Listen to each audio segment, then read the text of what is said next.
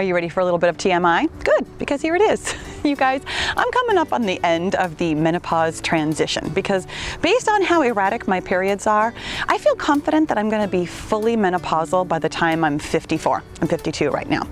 So let's say that I'm going to live to be about 90 years old. That's actually not too big of a reach, considering that almost all of my grandparents and my great-grandparents lived into their late 80s and early 90s. So doing a little bit of math, with a calculator of course, means that I'll have about 36 years of being menopausal, which is 40% of my life. So almost half of my life in menopause, I better figure out a way how to survive this, huh? Hey Killer Bees, I'm Pahla B, your best middle-aged fitness friend. And around here, we are all about making peace with your menopausal body by finding a healthy weight and moving in ways that feel like self-love. And you know what really feels like self-love?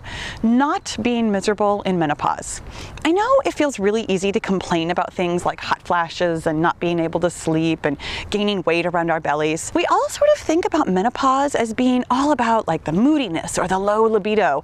But even though those things are absolutely affect our quality of life, they can't actually kill us. But other things that happen in menopause, like losing muscle mass and bone density or storing visceral fat instead of subcutaneous fat, can literally be the death of you.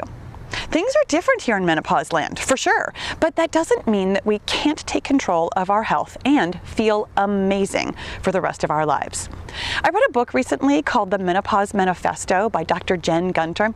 I talked all about that in a recent podcast episode, and I'll have a link for you here on screen or in the description box below. But that book really opened up my eyes to the health challenges that we're facing here in our second half. And it really made me think about what we can do to make it our best half. Stick around to the end of the video and I'll have a playlist for you that's chock full of resources for everything we're talking about today. Tip number 1 for surviving menopause is to prevent falls with balance practice. My mom found this one out the hard way. She walks every day for exercise, but because she wasn't practicing balance and building core strength, she had a disastrous fall a couple of years ago that knocked out 2 of her front teeth. During the menopause transition, these handful of years when your periods are all over the place and your hormones feel weirder than when you were a teenager, we are losing muscle mass at a steeper rate than at any other time in our lives. And while that almost certainly has us feeling off balance metaphorically in our lives, it also means that we're at risk of losing our balance physically too. So my advice here is to practice your balance every single day in order to hang on to and possibly even improve the core strength that will keep you on your feet in the years beyond menopause. It really doesn't take much work to see and feel changes in your balance.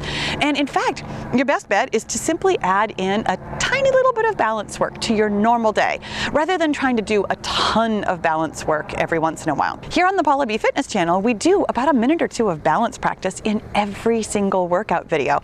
And that is all the work you need to see a pretty dramatic improvement in your balance over time. Tip number 2 for surviving menopause is to prevent osteoporosis with strength training. My grandma grew up in a time when women really didn't exercise formally, or if they did, it was more about going for a long walk than lifting weights. And unfortunately, she paid the price for that with osteoporosis in her later years that left her bedridden. Now, y'all know I love to build muscles by picking up moderately heavy things and putting them back down again. So that thing that I just told you about how we lose muscle mass faster during the menopause transition than any other time in our lives, yeah, we lose bones faster than ever now too. Bone density and muscle mass actually go hand in hand, which means that building your muscles also builds your bones. But if we're losing both of them at an accelerated rate, does that mean that we need to work out even harder and lift heavier in order to reverse those losses? No, thank goodness. Studies have shown that lifting moderately heavy weights, just like we do around here, regularly and consistently is the key to maintaining and even building muscles and bones. Doing strength workouts with dumbbells 2 or 3 times a week is exactly what you need to get strong and keep your bones healthy.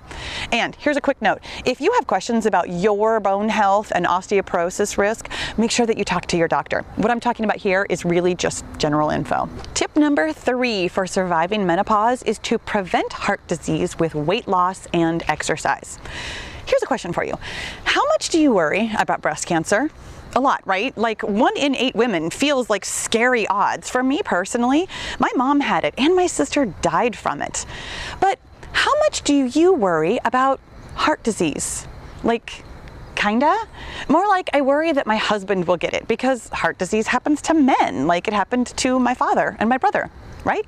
My friends, about 44,000 women will die this year from breast cancer, which definitely feels like a lot, especially if you know one of those women. But do you know how many of us will die this year from heart disease? 300,000. That's mind-boggling, and it is related to being menopausal, along with general aging, of course. But scientists aren't really sure of exactly the mechanics of how and why this happens. But here's what we do know. After menopause, women start storing fat differently than what we did when we were younger. So now it's more likely to be in our belly than in our booty.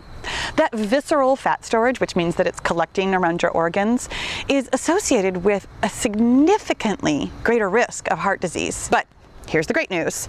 Something like 80% of heart disease can be prevented by doing exactly what we do around here, finding a healthy weight and moving in ways that feel like self-love. I just read a study that was talking about how even losing just 10% of your body weight, if you are currently overweight or obese, can significantly decrease your risk for heart disease. And the benefits of that loss last for years.